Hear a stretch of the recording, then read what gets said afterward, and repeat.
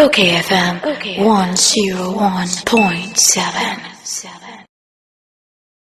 Ora Mustapha Gbandi, Deputy General Secretary of the NDC. Now you're in Trinkomo. Ange Muslim watch. So offer. Now boko there. There am adumo. Say when me post you me pe na mo dia mo bi no uhumi nkasa me ho. There. Ambassador to Namibia no ye dia mo bi. Oh, sir, ambassador no dey obenya na mo ba bia dey obekọrọ nya wona o decide. Ah, okay, ni mate. Any that so nyansan. That intin answer. Mate pa. Na akwatia date no aba mo beko. Na mo yam ho den. Oh, offer. Kodia sadia anyama actually no ehia agenge yadi abubu na afi agajo sa sede me kan de bia no se oya amanyonia na obi a onyare na oya brand no gina na nan so etofom a manenya wo de. And here in this body, we associate the loss of a very young, humble man. Sabi kind, ni papa or more NPP, Ernest Kumi, Eka Hubi.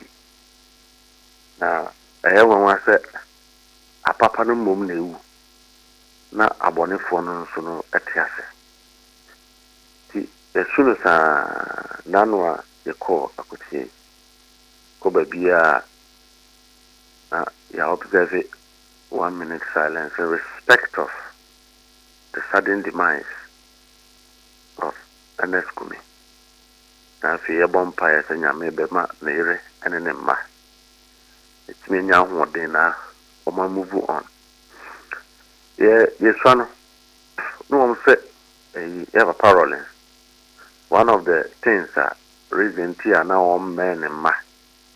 Sena or say because of your politics here on Mampini on Peseso that be your film the ma entity movie on the Kwame. You bring na kusi say over some now kwa we see to me I take it the shock of your departure. See, we solidarize with Ernest Kumi's family. And now we are one cry and NPP focus here.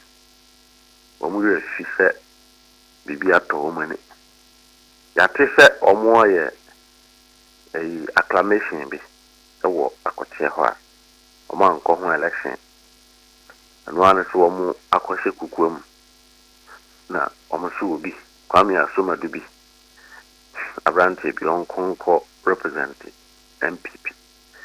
The near the Chile who said, Nintia and the Kumi winning election was primarily because of his personality. Said the Ubuadia, said the One AKWATIA 40. Of our MPP, and so NX was one of my best friends. You know, get na class or law school, and class or security school, and he's so humble. What's that class or a law school na hifa? And a security school. Wow. And Ernest is my body. You know. Na a week I'll be umpokrano. Or frame di matem one am sense or nimna or di matem ever be check none see to near decline vacant. I mean we have this joke between us. Now Ernest is one of the characters so called AKWATIA constituency. He cut across the NDC divide and the NPP divide. And so the AKWATIA election was primarily because of no personality. Now, we are MPP for no. He doesn't even appeal within their party itself.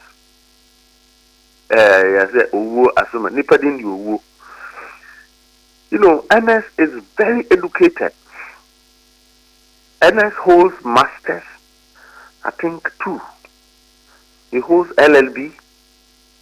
When he said Ernest had just finished the law school, and I think Friday in his exam, the final exams, and I think he died on Monday or something.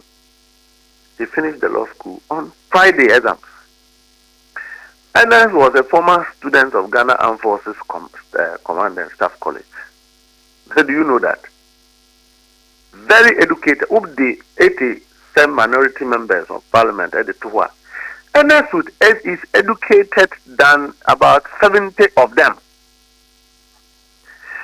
And so, Marco, you will be a Sebi in previous.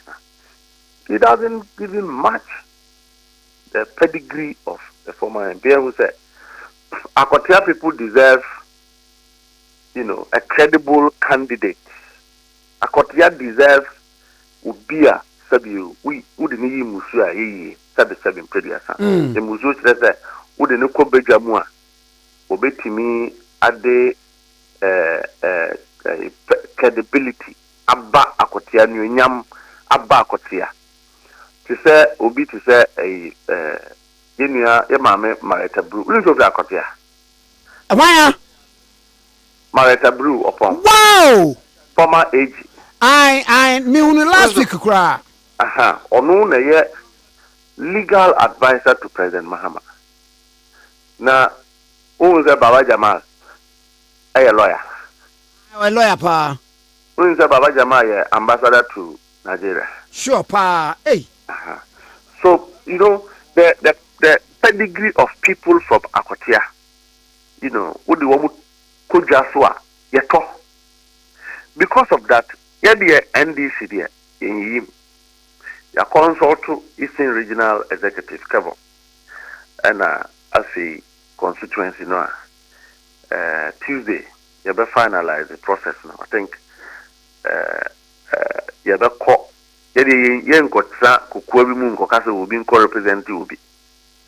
the political party is so big that the processes that determines how leaders emerge.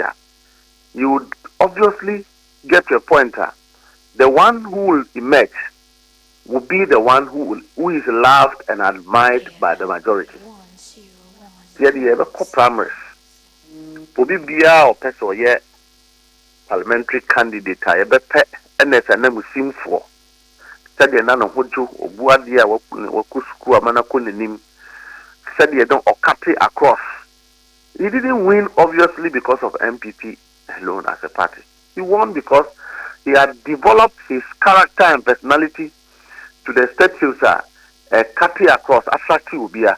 We would get that perfect replacement. I mean, vote of no confidence.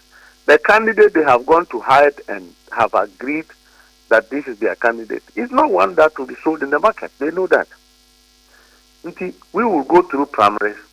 We have other people are gloomy wamua AKWATIA. They will come up. Wouldn't see a wall. Former MP obviously is there. There are a number of people who are interested in going to go through primaries. Now party first of all I endorse woman. Now omuya now you sign the accord bigger. Now the adofwa omeka ho a yes replacement no. Now yet me anti AKWATIA there. We are going to go there. We are going to look for a replacement of Ernest. We are going to ensure that the standard will be high enough to keep the memory and track record of Ernest. It is not politics as usual. Say NPP, NDC, ni ape ubi akake. Yebe pe ubi a udini yi musuya. Number 2, ye wa aban we are in government. Yani aban e so. NPP so na say ya no mu fi so 8 years. Last week, we can say a whole and another peso ne backyard cry. When Timmy and Kai woman point yama woman. And so if you leave AKWATIA to be the way it is for another 8 years, it will be unfair to them as a people. Say I mind the was one. As I say, Obama will be a Sabu. Say BB2. Now we'll fret MP say one more. It will be easy for this MP to reach Ebia Baba Jamal, Ebia a lawyer Mareta, or no sooner or Sherman Penny ho. easy for the person to reach the Eastern Regional Minister. It's easy for the person to reach myself. It's easy for the person to even reach the president or the majority leader of parliament. Of course, so far Apenyoma Kinza or Namgoya, he doesn't have the same gravity and influence. Oh yeah. Sir, of our names, I'm a ceremony. Me your number 20 years in India. Oh, of other day, oh, yeah, I'll tell me, you are a bad teacher. Yeah, couple of them. Yeah, couple of them. So, come back as a evidence. Evidence of brass in 20 years or no, now to tell the city. Over. Now, who share the influence of the majority leader is not the same as the minority leader. It won't be, and it is not the same as the majority leader. And to be two AKWATIA, now oko two MP. No, so caso you should influence at the abwa na niema at the year. O the NDC need to or not the MP need to. It makes reasonable sense to go for the NDC because we are going to be in for a long time. Also NPP clearly shows that they are not even prepared to be a credible party to go for an election. And in AKWATIA itself, we are going to make sure that we will partner with the people of AKWATIA. Said Yebeya, Ubi a Yadinabeko Parliament, no, Ebetini AKWATIA Babia, a Sabu, national cake in the channel, Asumadu Biaso. No AKWATIA, Obetini Bibia Bakotia. AKWATIA so mining here no moye. And I say kuku ni ade. Oh, you need somebody who can participate in ensuring that there is that support for people to be able to do proper mining, legal mining. Now, Rantia wamu also etimianya babi di answer ako wano. Na say kuku ya na nado mwa seni. Afe na minu ya penye ya kopoku omu hena omne kuku bot omu ye ni ye. You need obviously somebody in the cabinet. And now we are Arab now being a quiet do the bay. Oman penny bona basoman position ka ho. Enti ne samamano o kope bibi wa blukumanofwa. She has what it takes. Me ba jo say yaman position. Oh ya we ya na man board. Ah okay. The man board they can parliament no. At least something has been added. Nano ekojam. Nano edujam. So we are going to go into AKWATIA. And I know the MPP for now. Almost suddenly MPP thinks say election. You must be violent. Kwame, there are a number of things that influence winning of election. A number of things. And because they don't know, I'll mention them. Violence is not part of this. Sabe, udi nyansa. Sabe, udi ahumrase, humility. Sabe, you must present a candidate that is viable, that can be sold, a candidate that appeals to the people. And as we speak, MPP is not applying their mind to any of these things. Almost think I know prepare violence to AKWATIA. We are not going to be violent, but we are in government. Who now quite violent for what? Abai emrane ni ubedi. Sorry as here. Say no answer police for ya omako cordon barriers. Na MPP go be inzo omabokro no in the previous government. Enti ye pe wate oni enya wonchewa. Hudu AKWATIA police for becho. So Emrante yi a modi wom kodi bone bebrebe ye nuanu a mo ato ahya yen so na so mo se etu abuba ayera wo national security wom ma wom to hya ye so bo yen 8 years bebre no a mra pa wom ate wom yen chi wom ye unim na odi wenim betira AKWATIA no ansa police wacho enti election. We are going to appeal to the people of AKWATIA. We are going to stand in solidarity to look for a perfect, respectable, presentable replacement for Ernest Yaokumia. Sabi udini duja obi abaka se o AKWATIA fo sabi Ernest Jana chire mo ngu nanimu ase. Mudi obi a sabi onim de ede naba. We will do that. Na mmom mo fi say NDC party ye intimidate wo a they should change their mind because we will put in place all the machinery, all the processes, all the strategies that will help us win election in AKWATIA very peacefully. President Mahama is not a violent person. He doesn't buy into violence. The government of the NDC is not violent and doesn't buy into violence. We are all being educated to go and participate in any election without violence. And I'm saying, our national I made it very emphatic. Sir, the only way we can show the distinction between NDC and NPP is our maturity. Sir, Yako election. Now, we have done things differently. I was West Wagon. It was a sponsored national category. They even used military vehicles. The people who were beating others, shooting others, were in military vehicles. They were wearing national security uniforms. They were using rifles and pistols. We NDC wouldn't do that.